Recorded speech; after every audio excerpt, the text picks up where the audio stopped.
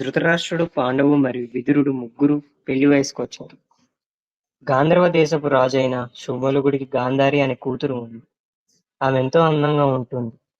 అలాగే ఆమె శివుడికి చాలా పెద్ద భక్తురాలు. ఆ గాంధారికి 100 మంది పిల్లలు పుడతారు అని ఒక వరం ఉంటుంది.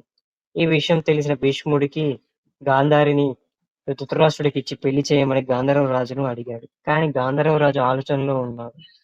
గుడ్డివాడికి ఎలా నా కూతుర్నిచ్చి పెళ్లి చేయాలి అని చాలా ఆలోచించాడు. అయినా సరే చివరికి గాంధర్వరాజు పెళ్లికి ఒప్పుకున్నాడు. ధృతరాష్ట్రుడు గుడ్డివాడైనా తెలిసి చాలా బాధపడింది గాంధారి. కానీ ఆమె ఒక పెద్ద నిర్ణయం తీసుకుంది. ఆ నిర్ణయం ఏమిటంటే, ఈ ప్రపంచాన్ని నా భర్త చూడలేడు.